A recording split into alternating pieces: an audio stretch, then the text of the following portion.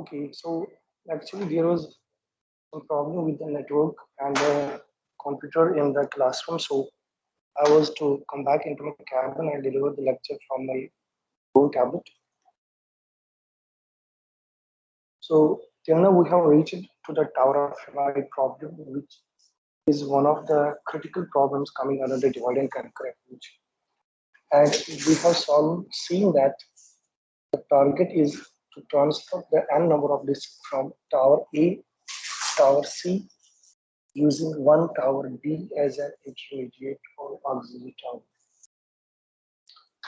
So we initially cite for one disk, which is a small problem in this case. Then we went on to 2, 3, and finally we designed a pseudo code for AND disks like this. So when we traced this pseudo code on 3 disks, we transferred from one tower to another. It outputted a sequence of steps like this. So in each iteration or in each output, it has produced a sequence of steps, which means that if we follow this sequence of steps, we will be able to transfer the disks from A to tower C by maintaining the constraint also. And the constraint is that a big disk should never come on the top of small one. So let's trace these sequence of steps which this algorithm has resulted. The first one is 1 to 3. Since we are giving the indices 1 to tower A, 2 to tower B, and 3 to tower C. That means we have to shift a disk which is at the top of this tower A to tower C indexed by 3. So the first step is the top disk, which is 3 here, will get shifted to tower C. And this will be the result after this operation.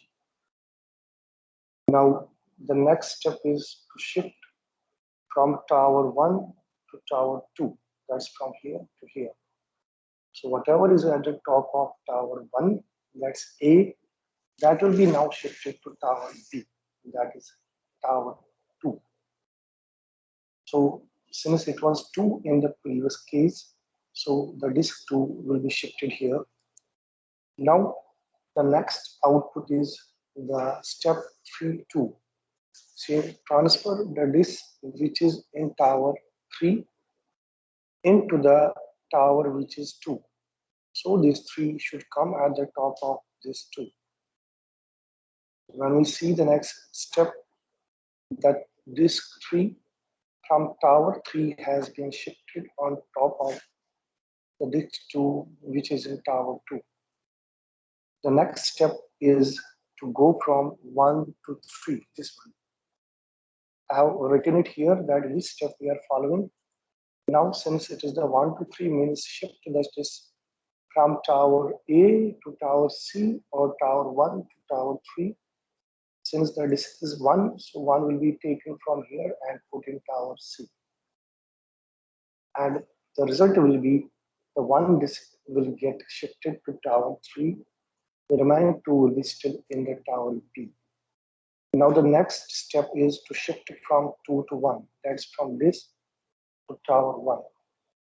So whatever is at the top of tower 2, that will be shifted to the tower first. Since it is 3, so 3 will come here in tower 1, 2 will remain there, and now the next step which this pseudo code has resulted is 2 to 3. We'll shift whatever is present in tower B or tower 2, take that out and keep it on top of tower 3. So this 2 will be shifted to tower 1. And the result will be the 2 will come on the top of 1. Then the last step is to shift 1 to 3. Whatever is in tower A or tower 1, take it and keep it on top of the tower 3. And we get the problem solved by transferring or shifting all the disks from tower A to C via tower B by maintaining the structural property that the big disk will always come at the bottom. And since this pseudocode is meant for n disks, so n number of disks will be transferred using this method. Now we will pause the divide and conquer strategy for some time, and we will shift back to the third approach of algorithm design, that's dynamic programming. So till date, we have read about the greedy approach of algorithm design, some 6 algorithms which come under the divide and conquer strategy, and now the dynamic programming concept. So before going to the actual working of the algorithm under this approach, first of all, we need to understand some background behind this approach. And for that, we will take the example of a Fibonacci series. The Fibonacci series is a way to get the numbers in a manner that each number is the sum of the numbers of previous 2 elements. And we have studied this algorithm in a very detailed manner during the recursive course. And we have also found its complexity, the reconciliation and all that. So if we see mathematically, this function actually is a sum of 2 more recursive Fibonacci calls. So the Fibonacci series will start from the number at 0th location, at 1th location, at 2th location. And similarly, if we had to find the nth, sorry,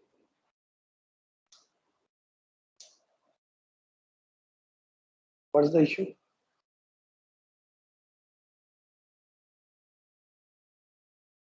Is it visible? Is it audible?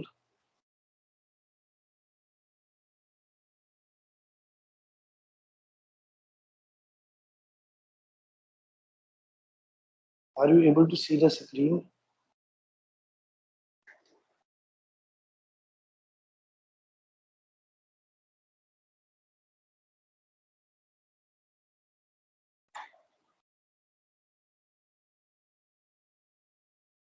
Ibrahim Wari, is it visible to you?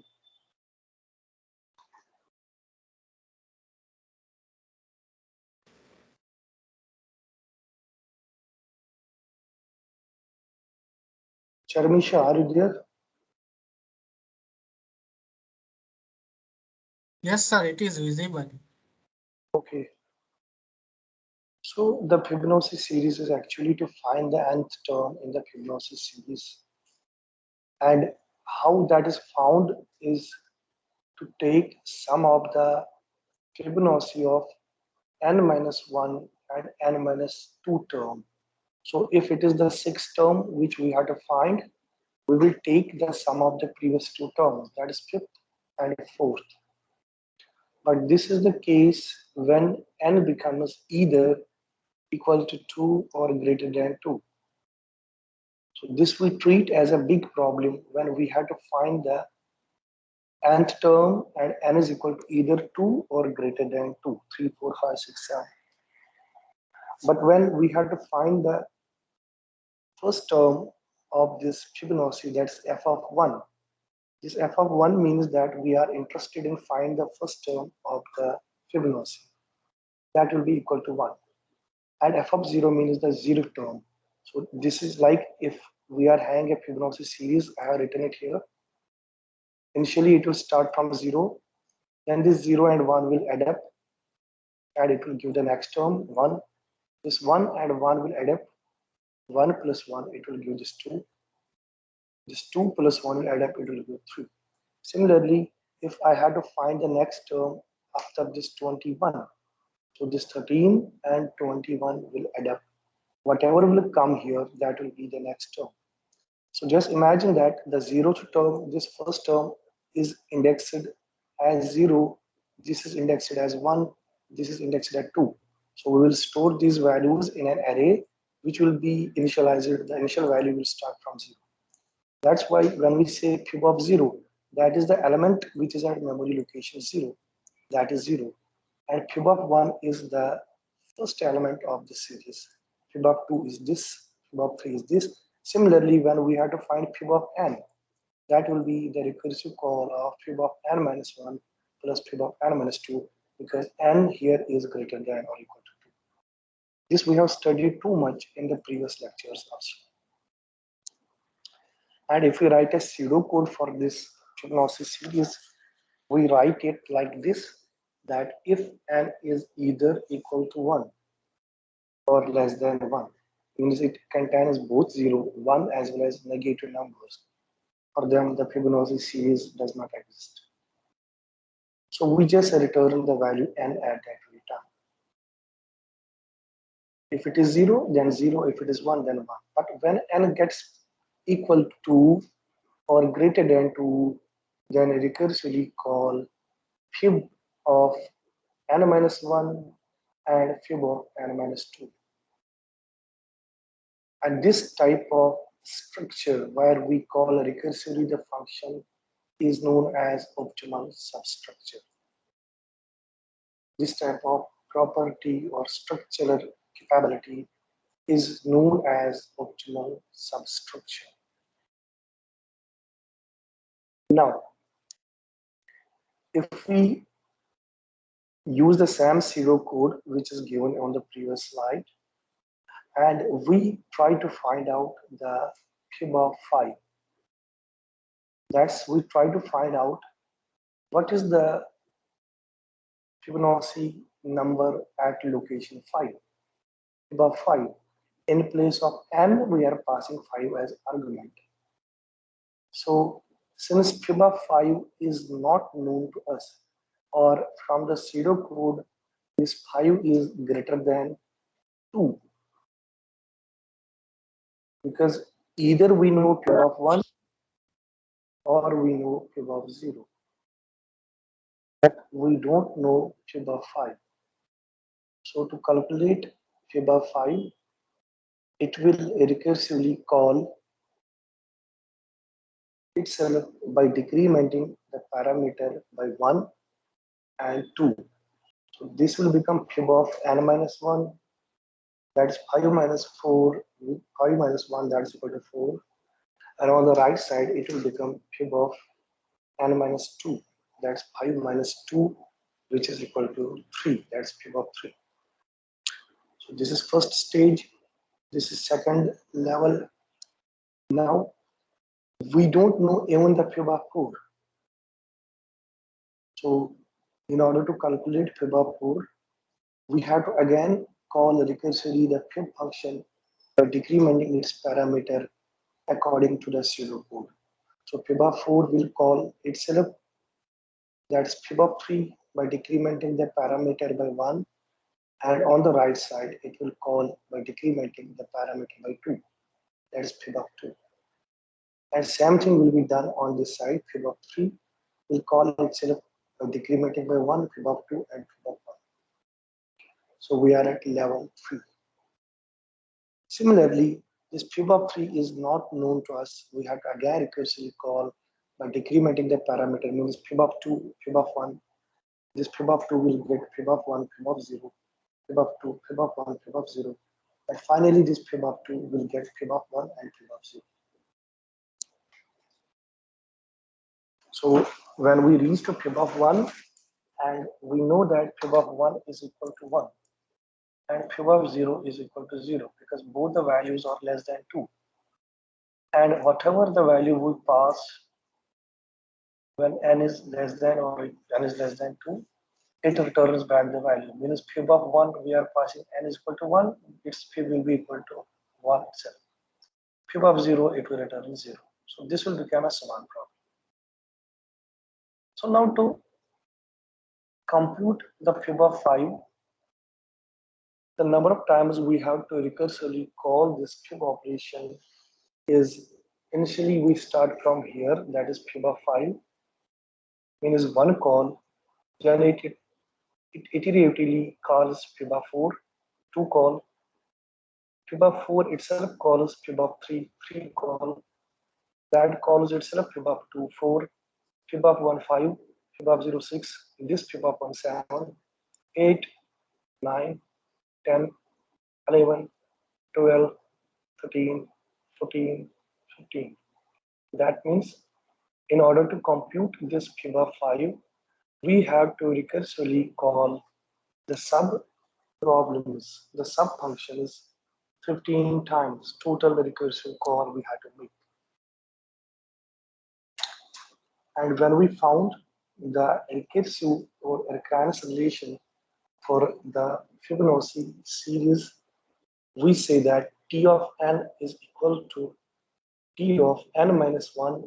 T of n will be for the whole program, as this T of n will be for this whole program, and T of n minus 1 will be for this recursive call, T of n minus 2 will be for this recursive call.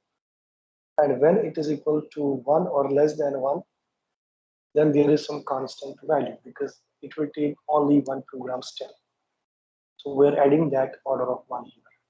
So since that is not of concern to us, our main concern is to build a recurrence relation. Now this T of n will be equal to T of n minus 1 plus T of n minus 2. So this won't be in a position to get the solution. So what we do is that we assume this T of n minus 2 also equal to T of n minus 1. Because we are subtracting 1 from n. Our goal is the nth term. So if we subtract 1 from n and 2 from n, it will be same. So we assume this also as 1 n minus 1, so that T of n will now go equal to, this will become T of n minus 1 plus T of n minus 1. This is equal to 2T n minus 1. And sorry. So we have seen such examples during solution of the recurrences. When we are having this equal to A, this equal to B, we use the Master's theorem method for a decreasing function in order to find its solution. And for such type of recurrences, the time complexity is whatever is present on this side raised to the power n, order of 2 power n. So if we solve this Fibonacci nth series to find a term in the nth position of Fibonacci, the complexity of the algorithm will be order of n, which will be order of 2 upon n, which will be exponential. So can we do something better? Can we try to find out some alternative where the time complexity will not be in exponential order? And that's where the dynamic programming approach comes into play.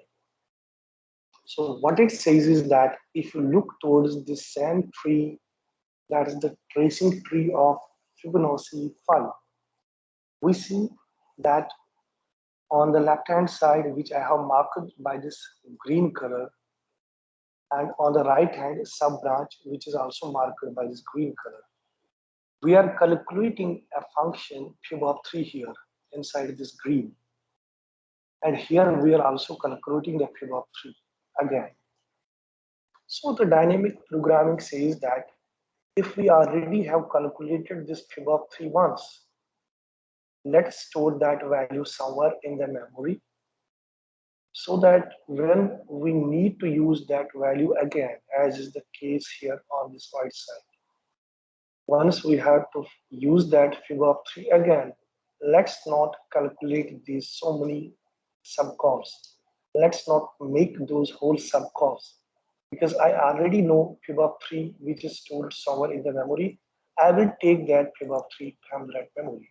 So this much of recursive calls will get saved. I don't have to call fib of 3, fib of 2, fib of 1 again, because I need fib of 3 that's already calculated. So this way, you see there is again one more highlighted color in the pink. It is fib of 2, means I am calculating the value of fib of 2. And the same thing getting repeated on this thing. The same thing I need over here also. So that means that there are the original problem was fib of 5, then it gets divided into smaller problems. So all these become the sub problem, but these sub problems overlap or they get repeated. Fib of 3, I had to calculate here, it is a sub problem of fib of 5, but it's overlapping in nature. I had to calculate fib of 3 again here. Fib of 2 is a sub problem, fib of 2 is a sub problem, fib of 2 is a sub problem. So the sub problem computation gets overlapped or repeated so many times in the traditional way. And this process, this is known as overlapping subproblem. When the subproblem computation get repeated, we say that such problem or such issue is having the property of overlapping subproblem. And whenever a problem which we have to solve is having such characteristics that the intermediate results or the sub-problems of the original problem is repetitive, is overlapped in nature, the dynamic problem becomes or comes to the rescue. So what problem we have to solve, that will actually define which type of programming or algorithm approach will be most suitable to this problem. Now, whenever there is this overlapping sub-problem or what I say this optimal substructure inside a problem, dynamic programming becomes the perfect approach. So dynamic programming says that instead of calling those repetitive, recursive functions so many number of times, let's call these just once. And whatever the value this fib of 3 will return, let's save it in some memory so that whenever we have to again calculate the fib of 3 in the later part of our algorithm, instead of invoking the same huge number of recursive calls again, we directly take its value from that memory. And this is a way to illustrate the same thing. So I have taken this tree as it was in the previous slide. So I am taking an array by the name of f from 0 to 5. And as I had to calculate fib of 5, initially I will initialize all the elements inside this array as minus 1. Because I don't know. I don't know what is the value present at the Fibonacci series 0, 1, 2, 3, 4. That's why all of them are initialized to minus 1. So now what will happen is that as fib of 0, if I had to find the value present at the 0th location of Fibonacci series, I know that fib of 0 is equal to 0 itself. So I will put the value 0 here in place of this thing. Similarly, from the Fibonacci definition itself, I know the next term, which is fib of 1. Fib of 1, which is the next term in the Fibonacci series, is equal to 1. So let me put or let me transform the value at this location from minus 1 to 1. So now I have to calculate the value at fib of 2. Fib of 2. So what does fib of 2 mean if we look towards this call? Fib of 2 is itself divided into fib of 1 and fib of 0. So fib of 1, I know that's equal to 1.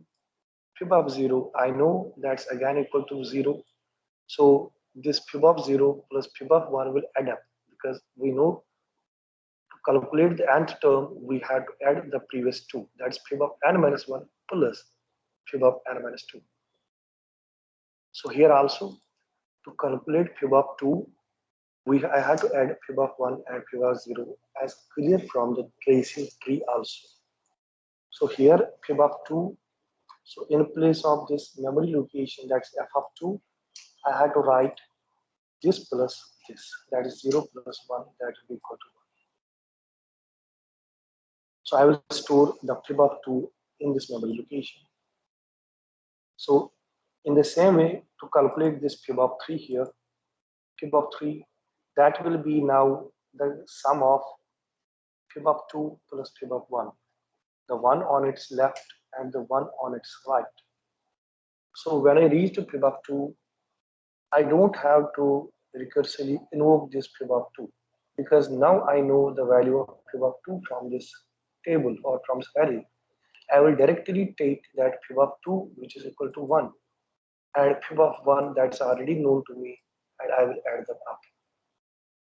Because fib of 3 is calling fib 2 and fib 1, the addition of these two will give fib of 3 and store that fib of 3 value here. So 1 plus 1, it will become equal to 2. Now to calculate the fib of 4, that's the fourth term in the Fibonacci series. So I will call this fib of 4. It will internally call fib of 3 and fib of 2.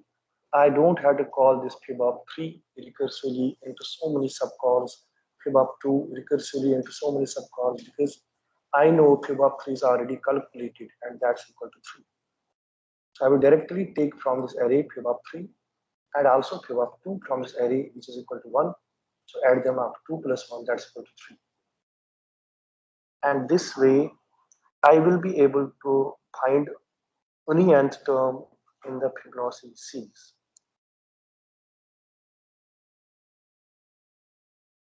So since our example was to calculate the fifth term in the Fibonacci series, that's fib of 5. Let's trace down this logic, this tree again.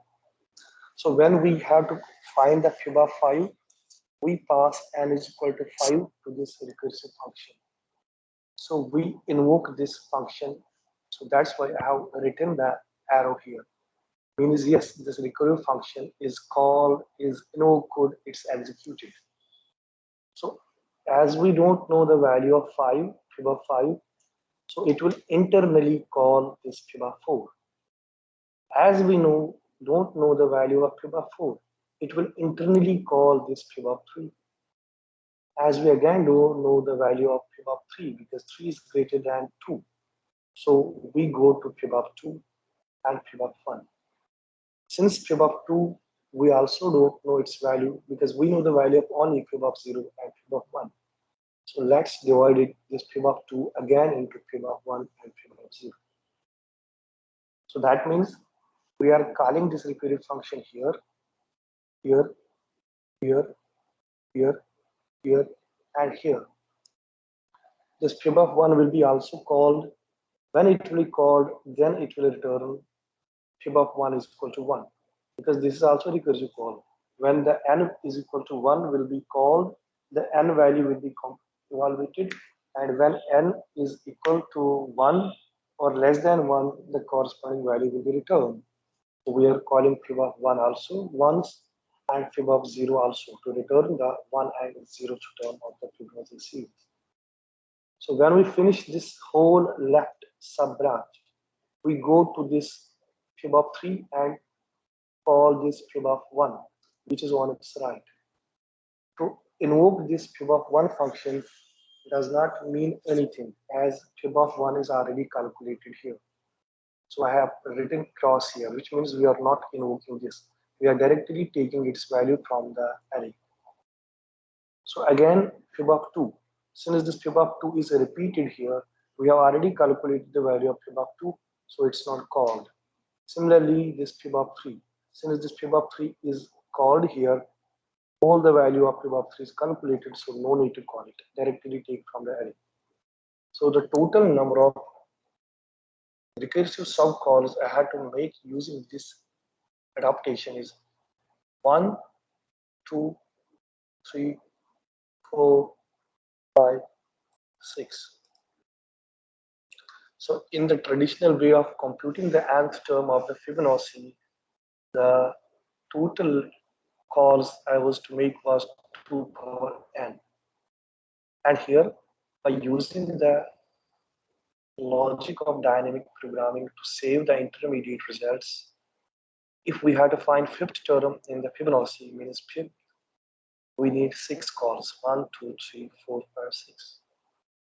So that means if we had to find nth term in a Fibonacci, we need n plus 1 calls using dynamic program. So that means it solves the same problem using the property of overlapping subproblems and optimal substructure with just an order of n, from 2 power n to order of n. And this process is known as memoization. This, where we are having an array initialized to -1, then we change its value and save the intermediate results. It's known as memoization method. And this memoization method is a top-down approach. Means always a memoization method follows the top-down approach, which means if we are to find the fib of 5, we go to fib of 4, then to fib of 3, then to fib of 2 until we reach to the leaf nodes. While we know the value of these two, that's fib of 1 and fib of 0. So we start from top, move towards the bottom, whose values are known to us. So then when we find the final values, we sum up. So actually a path or a road here which is followed is from top to bottom. But there is another way. There is another way to solve the same problem using the same approach, that's the dynamic programming approach. But this one is known as tabular approach. It's not a memoization. Memoization is the previous one, and the dynamic programming is solved using both the techniques, either memoization, either tabular. So now we will see about the tabular, and then we will move forward.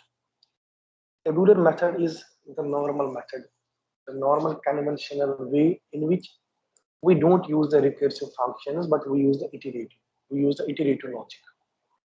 So if I solve to find the nth Fibonacci series using the iterative approach, my pseudo code will be like this. You see, initially I'm computing, I'm evaluating the value of n, and I am saying it if n will be less than or equal to 1, then return n. And I'm taking a table or an array, we can call it both the things, and I am initializing the first location, that's f of 0 equal to 0, because I know that the first, that is 0th term of this Fibonacci is 0. Then at the first location of this table, which is f of 1, that's equal to 1. So these two things I already know. Then I start a loop, and I start a loop from 2, because when I becomes greater than 1, I have to compute the Fibonacci of that term. Till 1 or less than 1, that is 0 and 1, is already known to me. So I had to iterate the loop from I equal to 2. And for how much? To n, because I will be asked to find out nth Fibonacci. So that's why I start the loop from here. And it goes on till n increments each time and calculates the Fibonacci by adding the Fibonacci of previous two terms. That's fib of I minus 2 plus fib of I minus 1. And returns then the f of n. So using the fib of 5 function, as we have seen in the previous slides, we will try to find out the control flow of the tabular dynamic programming method for calculation of fib of 5. So what it will do, it will start from I is equal to, it will start from I is equal to 2. Then this will become f of 2 will be equal to f of 0 2 minus 2 plus f of 2 minus 1, that's 1.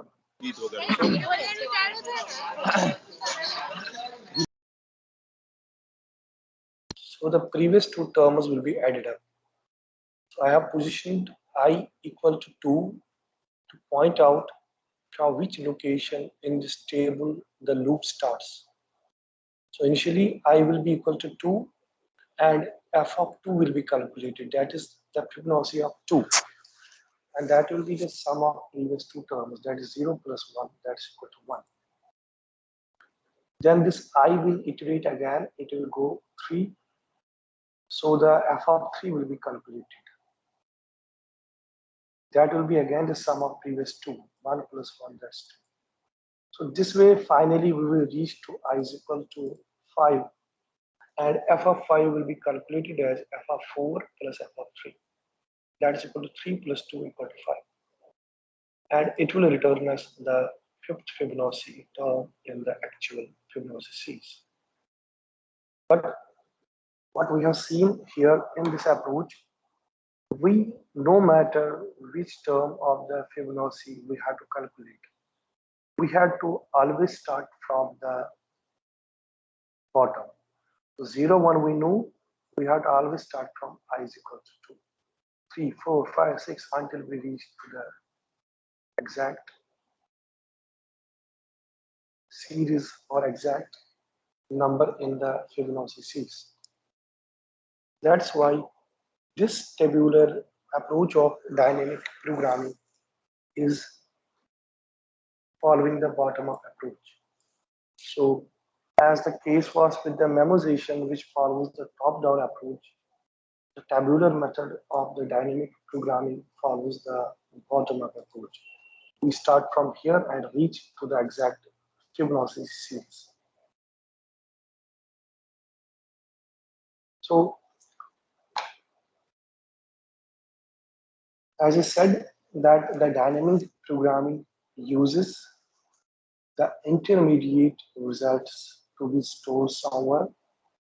Then when the SAM function calls or SAM computation gets repeated, instead of calculating or repeatedly call that sum functions, we just take that value from the stored place and use it for our purpose. This is the whole crux and whole logic behind the dynamic programming concept.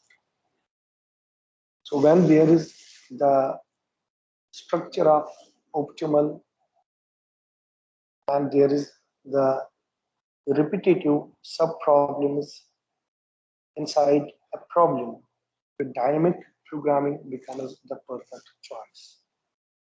And to solve the dynamic programming, we are having two approaches: the memoization, which is top down, and the tabulation, that is the bottom up. And most often, number of times, the tabulation approach of the dynamic programming is used for solving the problems, the tabulation method, which is the bottom. So as I said, it also divides the problems into subproblems. A sequence of steps or the decisions or what we call that it follows the principle of optimality. Principle of optimality again means the same thing, that only those functions are recursively called each and every time which are not computated, whose value is not computated. So the values or the function calls whose value we know, we don't waste our time to calculate the same thing again. And this in a sense is like to, we don't discover the electron again and again. So the optimality pattern or principle is formed. And the two characteristics which make dynamic programming important from others is that the overlapping subproblems, which I mentioned by taking the Fibonacci example, and the optimal substructure. So to give you an idea about if we had to find out the 40th Fibonacci number in a Fibonacci series, So we are writing the program, finding the 4th, 9th, 10th series number. But if the Fibonacci number is too much high, that's we are finding the very advanced number in the series, like 40th number, whose value is given what will be the value of 40th Fibonacci series, the sum of the 39th and the 38th. And if we follow the recursive algorithm to solve this problem of finding the 40th number on a platform, it will take 40 seconds, 14, when we call the recursive functions continuously from after adding the previous two recursive function results. But if we use the dynamic programming and that to the memorization approach of dynamic programming, it will take 0.17 seconds. And because we have decreased the complexity from 2 power n just order of n. And for tabulation on a particular platform, it takes 0.30 seconds. So the values are not permanent. Like if you find out on your system, it could vary, but the idea to give is to find the difference of the number of times the recursive one will be taking more than the dynamic approach once.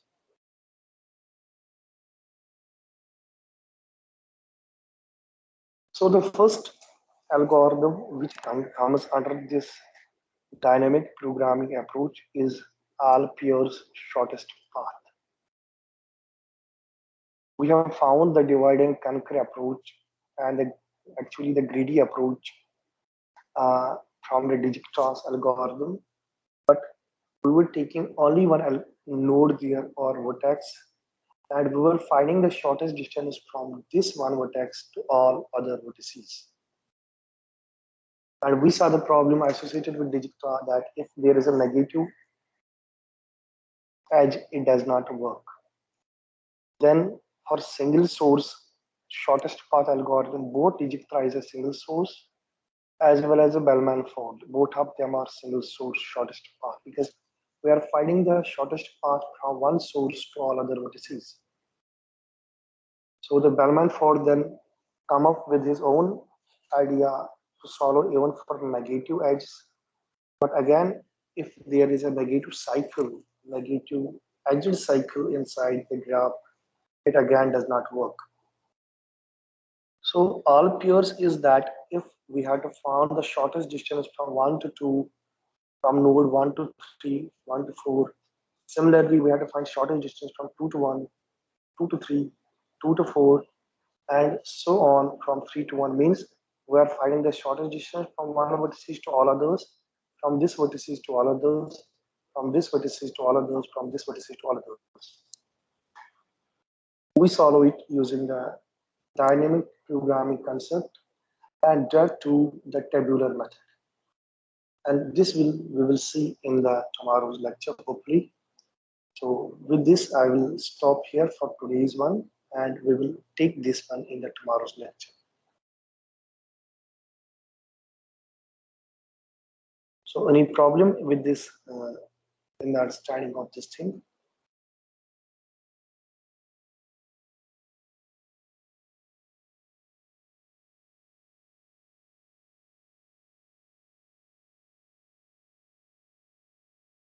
Was it all visible and was it all audible to you guys? Somebody, Chaitanya, somebody say. Yes, sir. It Yes, was sir. It audible was. and visible.